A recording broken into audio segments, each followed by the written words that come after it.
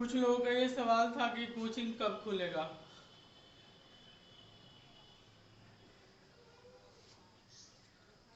तो हम अपने से तो कोचिंग बंद किए नहीं थे, प्रशासन के दबाव के कारण कोचिंग बंद किए थे। तो जब प्रशासन अलाउ करेगा तब आपका कोचिंग चालू हो जाएगा। हमको भी कोई अच्छा नहीं लगता यहाँ पे वीडियो बनाना ज़्यादा मुश्किल काम है पढ़ाने से। तो इस चीज़ का ध्यान रखिएगा, और जब भी प्रशासन अलाउ करेगा तुरंत आपका कोचिंग हम खोल देंगे। पिछले क्लास में हम लोग पढ़े थे, केमिस्ट्री क्लास में जो पार्ट 1 वीडियो था, वर्ग 15 के तत्व का हम लोग भौतिक गुण, रासायनिक गुण वगैरह पढ़ लिए थे। अब उसके कुछ तत्वों से यौगिक का निर्माण होता है। तो उसमें पहला जो यौगिक है वह है डाई नाइट्रोजन बनाने की विधि, यानी कि डाई नाइट्रोजन N2 बनाने की विधि एवं गुण तथा उपयोग पूछ रहा है। अब यहाँ पे देखिए, डाई नाइट्रोजन को हम लोग क्या कहते हैं, N2 कहते हैं। बनाने की विधि को हम लोग विरेचन भी कहते हैं। गुण, भौतिक गुण, रासायनिक गुण और उपयोग तो आप लोग जानते करते हैं क्या यूज है उसका। तो यहाँ पे देखिए, अमोनियम क्लोराइड के जलीय विलयन की सोडियम नाइट्राइड से जब अभिक्रिया कराते हैं तो हम लोग को क्या प्राप्त होता है, डाइनाइट्रोजन। ये प्रयोगशाला विधि है। यहाँ पे देखिए, NH4Cl अमोनियम क्लोराइड एक्वस है, यानी कि जलीय विलयन है इसका, एक्यू से जलीय विलयन होता है। NaNO2 सोडियम नाइट्राइड एक्वस विलयन है, इससे जब अभिक्रिया कराएंगे तो N2 जो कि डाइनाइट्रोजन है, 2H2O पानी, और NaCl सोडियम क्लोराइड जो कि एसिड है, एसिड ही है शायद, Na प्लस और Cl माइनस बनाता है। यहाँ पे इसका भौतिक गुण देखिएगा तो आपको डाइनाइट्रोजन वो एक रंगहीन है, गंधहीन है, स्वादहीन है और अभिशैली है। अभिशैली तो है ही, क्या कि अगर अभिशैली नहीं होती तो हम लोग मर जाते कब का। वायुमंडल में 72% के आसपास नाइट्रोजन है, 72 नहीं 78%, 78% के आसपास नाइट्रोजन है। अगर होता तो हम लोग क्या हो जाते, श्री राम नाम सत्य हो जाता हम लोग का। अब यहाँ पे देखिए, इसका एक और गुण है, दो समस्थानिक है, N14 और सॉरी NC14 और NC15, यानी कि इसका परमाणु द्रव्यमान 14 भी है और कितना है, 15 भी। रासायनिक गुण देखिएगा, कमरे के तापमान पर यह क्रिया होता है, यानी कि अभिक्रिया नहीं करता है, लेकिन तापमान जैसे जैसे बढ़ता है उसकी क्रियाशीलता भी क्या होती है, बढ़ जाती है। यहाँ पे देखिएगा, Na क्या होता है, निकिल, Na प्लस N2 से बना देता है Li3, Na नहीं है यहाँ पे, सॉरी Li है, lithium, lithium plus N2 dinitrogen मिलकर Li3n बना देता है। इसी तरह से मैग्नीशियम का भी रिएक्शन है। अब इसमें सबसे जो इम्पोर्टेंट अभिक्रिया है वो ये है, ये हैबर विधि है। एग्जाम में अक्सर पूछता है 1-2 साल के अंतराल पर कि अमोनिया निर्माण की हैबर विधि का वर्णन करें। इसके बाद अमोनिया ही पढ़ेंगे हम लोग। तो हैबर विधि का एक यहाँ पे है कि कोई भी उत्प्रेरक की उपस्थिति में 773 केल्विन जो कि ऊंचा तापमान है, हम लोग का 273 केल्विन जो कि 0 डिग्री सेंटीग्रेड होता है, यानी कि 5 डिग्री सेंटीग्रेड पे वहाँ आदमी का श्री राम नाम सत्य हो जाएगा, मतलब कुछ नहीं बचेगा, जीरो। 773 केल्विन तापमान पर हाइड्रोजन के साथ अभी संयोजित होकर अमोनिया का निर्माण करता है। तो हैबर विधि क्या है, अमोनिया निर्माण की एक विधि है। यहाँ पे देखिएगा, N2 प्लस 3H2, ये भी गैस है, ये भी गैस है, 773 केल्विन टेम्परेचर है, वहाँ से 2NH3 यानी कि अमोनिया का निर्माण हो गया है। इसको याद रखिएगा, क्लास में भी हम बहुत ज़्यादा पूछते हैं इसको। अत्यधिक उच्च तापमान पर यह डाई ऑक्सीजन के साथ अभिक्रिया कर नाइट्रिक ऑक्साइड बनाता है। N2 प्लस O2 से 2NO, NO को हम लोग कहते हैं नाइट्रिक ऑक्साइड जो कि गैस है। उपयोग देखिएगा, सबसे पहला उपयोग तो जो सबसे इम्पोर्टेंट था अमोनिया निर्माण के लिए, तो उपयोग क्या है अमोनिया के निर्माण में। दूसरा, अब डाई नाइट्रोजन है तो वैसा रसायन जैसे कि आप लोगों को खाद में भी बहुत ज़्यादा इसका यूज़ होता है अमोनिया वगैरह का, नाइट्रोजन युक्त रसायनों के निर्माण में। हाँ, एक तो बायो में पढ़ना है कि नाइट्रोजन का स्थिरीकरण पौधों में कौन करता है, तो राइजोबियम होता है वो। अक्रिय वातावरण के निर्माण में। और प्रशीतक, प्रशीतक आप लोग जानते हैं, प्रशीतक को अंग्रेजी में कहते हैं कूलेंट। तो कूलेंट के निर्माण में भी किसका उपयोग होता है, डाइनाइट्रोजन का। कूलेंट होता है जो ठंडा करता है, जैसे आपके फ्रिज में भी कूलेंट होता है, एसी में भी कूलेंट होता है। कूलेंट नहीं हो तो फ्रिज आपका ठंडा नहीं करेगा किसी चीज़ को, समय समय पर उसमें डालना पड़ता है। अब आपको लग रहा हो कि सर जी तो आसानी से बना दें, इसको लिखने में 15 मिनट हमको लगा है। अब इसके बाद अमोनिया का लिखेंगे उसमें 15 मिनट लगेगा। वीडियो तो 4-5 मिनट का होता है, लिखना ज़्यादा मुश्किल है। अभी हम बताए थे कि बहुत इंपॉर्टेंट है अमोनिया का विरेचन यानी कि अमोनिया का निर्माण। तो इसमें आप चाहें तो कई सारे तारे लगा सकते हैं, 1 तारा, 2 तारा, 3 तारा, मतलब बहुत ही ज़्यादा इम्पॉर्टेंट है अमोनिया का निर्माण।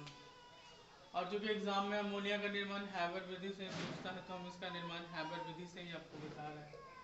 तो हैबर विधि द्वारा अमोनिया का निर्माण पहले हम बताएं डाइनाइट्रोजन का किसमें रासायनिक अभिक्रिया में, कि जब डाइनाइट्रोजन को डाई हाइड्रोजन के साथ उच्च तापमान और उच्च दाब पर गर्म करते हैं तो क्या बनता है, अमोनिया बन जाता है।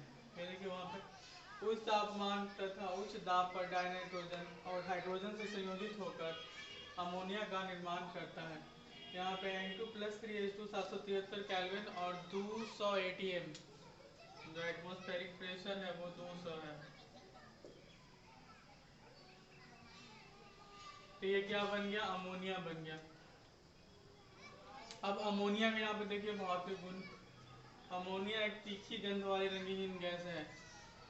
रंगहीन ऐसा कोई कलर तो नहीं होता है, लेकिन बहुत ही इसका गंध डिफरेंट होता है। आप खाद का भी गंध देखिएगा तो उसका अलग होता है, पता चल जाता है कि वो खाद है। डाइनाइट्रोजन जबकि उसमें कोई गंध नहीं था। इसका हिमांक 198.4 केल्विन और क्वथनांक 239.7 केल्विन। तो आप यहाँ पे ध्यान दीजिए एक बात पे, हिमांक और क्वथनांक ये भी 0 डिग्री सेंटीग्रेड से कम है और ये भी आपका 0 डिग्री सेंटीग्रेड से कम है। यानी कि अगर नॉर्मल टेम्परेचर में, जिसे रूम के टेम्परेचर हम लोग बोलते हैं, अगर इसको लाया जाए तो ये वेपर बन के उड़ जाएगा।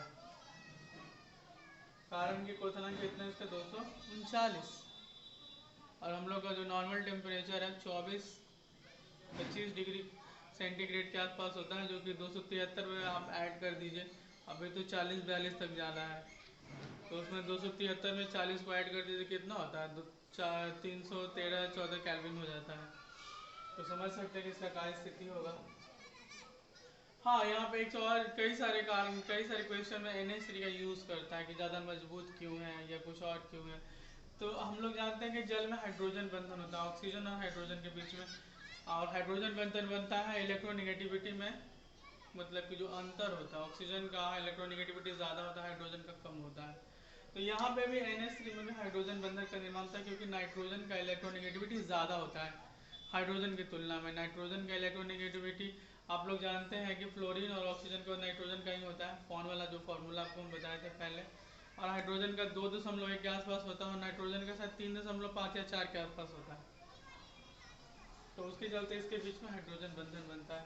अब इसका आकार परीक्षा में ऑब्जेक्टिव में ये भी पूछ देता है कि अमोनिया का आकार कैसा होता है। तो इसका आकार होता है त्रिकोणमितीय पिरामिडिक, अंग्रेजी में उसको बोलते हैं ट्राइगोनल पिरामिडल समथिंग करके उसको बोलते हैं। यहाँ देखिए इसके दो ठो के बीच कोण है आपका 107.8 डिग्री सेंटीग्रेड, यानी कि बॉन्ड एंगल।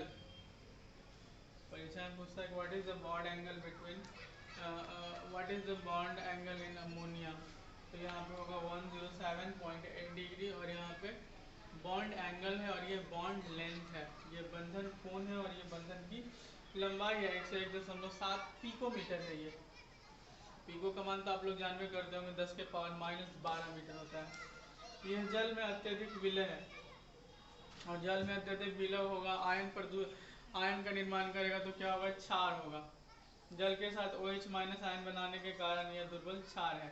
तो यहाँ पे देखिए NH3+H2, तो यहाँ पे देखिए OH- जल के साथ बना दिया, जिसके कारण क्या हो गया, क्षार। हम लोग जानते हैं कि कोई विलयन अगर OH- आयन प्रोड्यूस कर रहा है तो क्षार होता है। H+ जो प्रोड्यूस कर रहा है वो अम्ल होता है, आप लोग 10वां में पढ़े होंगे। दुर्बल क्षार के रूप में यह कई धातु लवणों के विलयनों से उनके हाइड्रोक्साइड को अपक्षेपित करती है।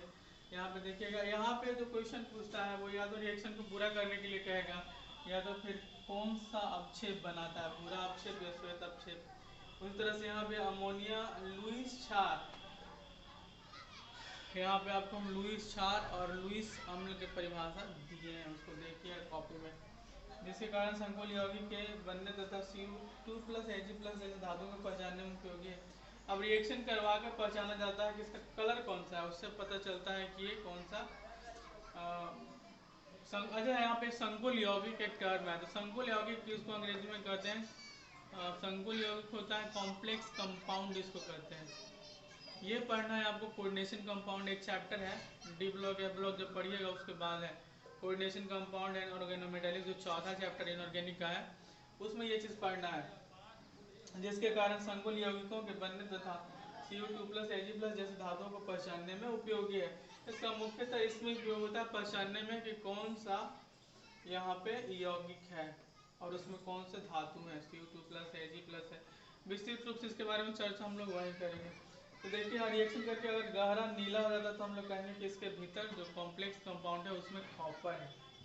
अगर श्वेत अवक्षेप दे रहा है तो यहाँ पे Ag है, यानी चांदी है, और रंगहीन इसके साथ हो गया तो चांदी का ये कॉम्प्लेक्स कंपाउंड बना दिया, और क्लोरीन इसके बाहर स्थित है। अब यहाँ पे चूंकि इसमें जगह नहीं बचा तो हम लोग उपयोग नहीं लिखे हैं, तो उपयोग मेनली अमोनिया का उपयोग मुख्यतः उर्वरक बनाने में होता है, खाद। आप लोग देखे हुए खेत में खाद लोग डालते हैं बोड़ा में ला के, तो ammonium nitrate, ammonium phosphate something करके खाद होते हैं उसको बनाने में। उसके अलावा जो प्रशीतक होता है उसको बनाने में भी इसका उपयोग किया जाता है। लिक्विड अमोनिया प्रशीतक ही होता है, यही इसका उपयोग है। और इसके बाद हम लोग अब देखेंगे नाइट्रिक अम्ल का निर्माण।